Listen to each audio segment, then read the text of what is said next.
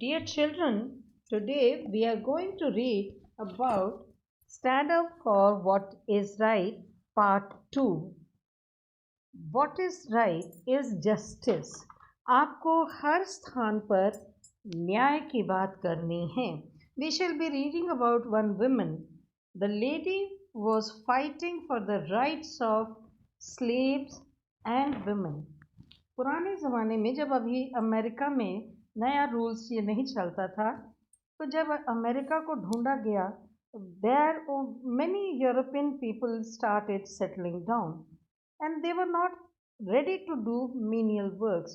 शारीरिक श्रम वो नहीं करते थे. उसके लिए they used to take slaves with them. All those Negro workers were carried to that place. और उसकी एक परंपरा बन गई. Then they always thought कि Negroes, blacks are meant only to serve whites. इसके अगेंस्ट जिस लेडी ने संघर्ष किया, आप उसके बारे में इसमें पढ़ते हैं. An amazing life story from Esopus, New York. Truth is powerful and it prevails. सच्चाई हमेशा जीतती है. सत्यमेव जयते. Truth prevails. हर स्थिति में केवल सत्य की विजय होती है. इसके बारे में आपको थोड़ा सा पता होना चाहिए. She was an African lady, but she was known as an American abolitionist and women's rights activist. She went to court to recover her son. She left her house at the age of 29 years. क्योंकि वो गुलाम करके बेच दी गई थी. उसके parents को एक अंग्रेज़ ने, एक वाइट ने खरीद लिया था और उसके बाद उसने कहा अब इसके बच्चे भी मेरे गुलाम रहेंगे. तो वो वहाँ से भाग गई अपनी बेटी को लेकर और कुछ वर्षों के बाद उसने कोर्ट में जाके अपने बेटे के लिए दावा किया. She never wanted her son to be a slave. So she fought against a man who was white, and she was the first black woman to win a case against a white man. And this was a very big incident. Sojourner Truth fearlessly fought for gender equality. Gender equality, औरत और आदमी में, स्त्री और पुरुष में जहाँ तक सुविधाओं का प्रश्न है, कोई भेदभाव नहीं होना चाहिए. And equal laws for all citizens. Though she was born into slavery, Truth escaped to freedom with her young daughter at the age of 29. वो यद्यपि गुलामों के घर में पैदा हुई थी, गुलामी ही कर रही थी, लेकिन उन्हें पसंद नहीं था, तो वो चुपचाप वहाँ से बेटी को लेकर भाग गई. In 1828, she became the first black woman to win a custody court battle against a white man and was able to recover her son from slavery. अपने बेटे को भी उन्होंने उससे मुक्ति दिला दी. After slavery was abolished, she tried to secure land grants for former slaves. फिर उन्होंने कोशिश की कि इन जो पुराने से गुलाम थे उनको रिहैबिलिटेट करने के लिए, बसाने के लिए उन्हें कुछ ज़मीन मिल जाए ताकि वो खेती करें, अपना जीवन जी सकें. In the 1860s, she often rode streetcars in Washington, D.C. to show people that she had every right to use transport. आपने देखा, blacks were not allowed to ride a bus. They were not allowed to use public transport. They were allowed to walk only. They were not allowed to go for any facility. Then she used to go out of the way to ride a car. Car वहाँ पर वो जो बस चल रही है, that was known as street cars. वो किसी के लिए भी अवेलेबल थी, लेकिन ब्लैक्स नहीं. अगर वाइट उसमें बैठा है तो ब्लैक नहीं जा सकते थे. She called for a ban on the laws that kept the races separated from one another. और उन्होंने इसके लिए संघर्ष किया कि ऐसे कानूनों को छोड़ दिया जाए, हटा दिया जाए, जिसमें एक जाति दूसरी जाति से घृणा करती हो. Truth demanded voting rights for women. औरतों को वोट करने का अधिकार नहीं था, but she fought for it. Black women who were enslaved were made to do hard manual work, such as building roads. Sojourner argued that if these women were able to perform such hard tasks, then they should be allowed to vote, because surely voting is easier. कितना सुंदर तर्क उन्होंने दिया. और सड़कें बनाना तो बहुत भारी काम है, वोट देना तो बहुत ही आसान काम है। तो वो स्त्रियां ये आसान काम क्यों नहीं कर सकती? उनको भी ये अधिकार होना चाहिए कि वो वोट दे सकें। In 1851, she delivered a speech titled, "Am I a woman and a sister?" क्या मैं कोई स्त्री भी नहीं हूँ, औरत नहीं हूँ, मैं क्या किसी की बहन नहीं हूँ? इस शीर्षक से उन्होंने बहुत ही ज़बरदस्त एक भाषण दिया। That stirred hearts and became very famous during the American Civil War। और उनके इसी भाषण के अंशों को चला चला के जो सिविल वॉर हुई, उसमें blacks fought against white people, slaves fought for their rights, और उसमें बार बार इनकी स्पीचेस को दोहराया जाता था। Here are some famous lines from her speech. May I say a few words about this matter? वो अपने वाक्यों को उसके द्वारा लोगों में उत्साह पैदा कर रही थी। I can't read, but I can hear. I have as much muscles as any man and can do as much work as any man. I have plowed and reaped and husked and chopped. मैंने प्लो खेती को मैंने खेतों को की जुताई की है, और उसके बाद मैंने रीप्ड फसल आने पर उसे काटा भी है, उस फसल में से मैंने भूसा भी अलग किया है, एंड चॉप्ड एंड मूव्ड मैंने बहुत चीज़ें काटी भी हैं, उसके ऊपर में हल भी चलाए हैं, सब काम किया है। And can any man do more than that? तो कोई और आदमी इससे अधिक कर सकता है? I am as strong as any man. That is now how man is so selfish that he wasn't given women their rights, he keeps them all to himself. ये उनकी स्पीच का हिस्सा था। Today she is regarded as the 100 most significant American of all times. अब उनको आज तक लोग सम्मानपूर्वक याद करते हैं। 100 इम्पॉर्टेंट अमेरिकन में से she is one of those great people. Now you can understand how much she must have suffered, how much she fought for justice, equality. Everybody has got the right for equality. Now, another story. With some help, little Akanksha dares to dream. Thanks to the Right of Children to Free and Compulsory Education Act 2009, Akanksha now feels powerful to dream a life of being a doctor and serving people. आकांक्षा बच्ची जो है वो आज एक सपना देख पा रही है, क्योंकि वो एक अच्छे स्कूल में पढ़ रही है। तो आश्चर्य की क्या बात है? कोई भी बच्चा पढ़ सकता है? No, previously this right was not given to them. हर तबके का, from every house, every place, children are allowed to take admission in any school they like, because it has become compulsory, mandatory for the schools to give admission to children who are from very poor background, illiterate background. If they are ready to take admission, the government is helping them.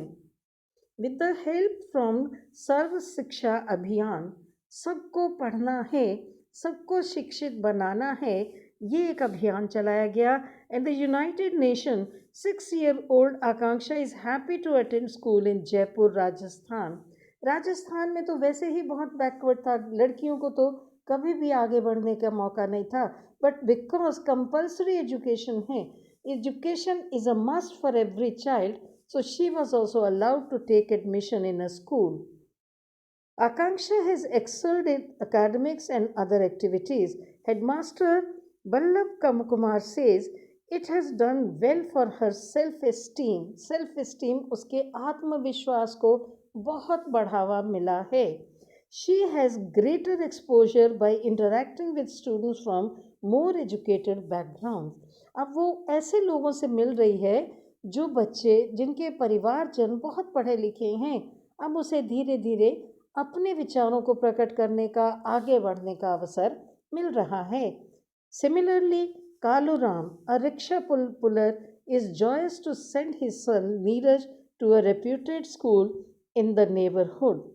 He says, I don't want my son to experience poverty, humiliation, and social bias. मैं नहीं चाहता कि जिस प्रकार का जीवन गरीबी का, अपमान का मैं काट रहा हूँ, समाज में मुझे अछूत समझ के, गरीब समझ के दूर हटा दिया जाता है, मेरे बच्चे उसका सामना करें। तो अब मुझे सरकार ने ये सुविधा दी है।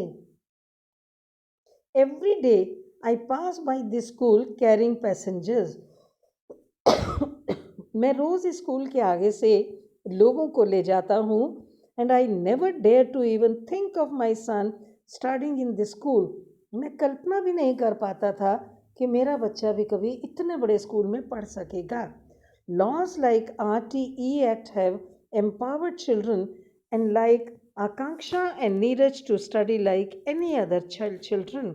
अब आप देख रहे हैं कंपल्सरी एजुकेशन से कितना फ़ायदा सब बच्चों को, हर प्रकार के परिवार के बच्चों को मिल रहा है ना। टाइम लाइन में आप देखेंगे, when supreme court of India gave justice to its citizen. हमारे संविधान में आपके हर टेक्स्ट बुक के ऊपर जो NCERT की है, देयर इज़ अ प्रियम्बल में पढ़िए, संविधान के अंदर ये चीज़ें दी गई हैं। All citizens are equal, everybody has got equal right for all facilities. ऐसा नहीं है कि किसी को सब कुछ मिल जाए और किसी को कुछ ना मिले। अब यहाँ भी आपको the writer is coating certain incidents where the Supreme Court, where the court comes to help the poor people. In the Keshav Nand Bharti case, the court said Parliament is supreme, but no law can be made that takes away the basic structure of the Constitution that contains the fundamental rights of the citizen. किसी भी नागरिक के जो मौलिक अधिकार हैं उसे कोई नहीं छीन सकता। In the Menka Gandhi versus Union of India case, it was held that the right to travel and go outside the country is included in the right to personal liberty guaranteed under Article 21. Even if a restricting law is made by Parliament, it is to be just, fair and reasonable. जो भी कानून बने वो reasonable होना चाहिए, तार्किक होना चाहिए, सही बात को सिद्ध करने के लिए होना चाहिए। In the NC Mehta versus Union of India case, the Supreme Court enlarged Article 21 to include the right to healthy and pollution-free environment. Industries would be forced to shut down if they make hazardous products. Hazardous मतलब जिससे बहुत ज़्यादा शारीरिक नुकसान हो, हमारी सेहत को नुकसान हो। The court introduced nota, none of the above. An individual would have the option of not voting for any candidate. आजकल आप देखते हैं इलेक्शन का जो पूरा पर्चा छपता है उसमें जितनी पार्टीज हैं, उनके जितने उम्मीदवार हैं, सबके नाम छपे होते हैं। और मैं जब वोट देने जाती हूँ, मुझे लगता है मैं तो किसी को भी इस काबिल नहीं समझ रही, तो मैं उसके ऊपर में नोटा का प्रयोग करके उसे डिस्कार्ड कर सकती हूँ।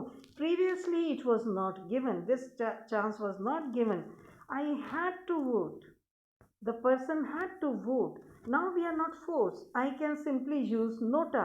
आई am not interested, I don't find any candidate capable, so I will not vote. An individual would have the option of not voting for any candidate if they don't find any of the candidates worthy and reject the candidates.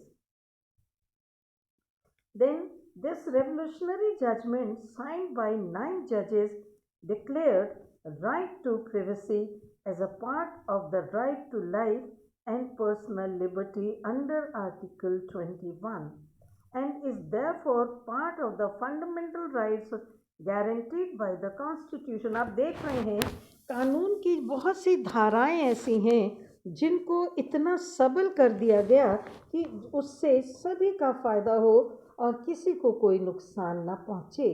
A 5-judge bench ruled that Aadhaar card was constitutional, but banks and telecom companies could ask people to link their accounts and mobile numbers with Aadhaar. किसी के लिए भी बहुत, जब शुरू में ये आधार number आए पैन कार्ड्स आए तो लोगों ने बहुत रेजिस्ट किया, क्योंकि उसमें मेरी पूरी सच्चाई है, मैं नहीं छुपा सकती। आपके बारे में आपका जो कार्ड बना है, anybody can get all types of information from that card. So we were all scared कि तो इसमें तो प्राइवेसी नहीं है, but it became a mandatory, a compulsory card for every citizen, क्योंकि वो मेरा पहचान है, that I belong to this country, मैं इस देश की नागरिक हूँ। So if you find anybody doing anything wrong to others, you must stand up and fight for it. Justice के लिए संघर्ष करना अति आवश्यक है। उसमें आपकी आयु या उसमें आपकी शिक्षा ज़रूरी नहीं है, आपके अंदर उसका संघर्ष करने की शक्ति होनी चाहिए। When we read these incidents from history, from past, we realize why it was so compulsory, why it was so important to have laws made for people. आपको याद है गांधी जी के जीवन में भी यही घटना हुई थी। उनके पास फर्स्ट क्लास का टिकट था, वो फर्स्ट क्लास कंपार्टमेंट में बैठे थे, but he was thrown out because he was black, and only the whites were allowed to sit in first class compartments. Blacks were allowed to sit only the third class compartment. Gandhiji was shocked. I'm highly educated. He was a barrister. I'm highly educated. I'm quite sufficient, having quite a lot of money also, quite a rich person. फिर भी मेरी कोई इज्जत नहीं करेगा, because I am a slave. And he fought for that. He fought against slavery, और हमारे देश को अहिंसा से उन्होंने आज़ादी दिलवाई। आज़ादी नहीं मिलती अगर वो झगड़ा ना करते, और वो नहीं, कोई भी झगड़ा ना करता। So fight for justice, we should learn to fight for justice. न्याय की ही जीत होती है, और हमें हमेशा न्याय का ही मार्ग अपनाना चाहिए।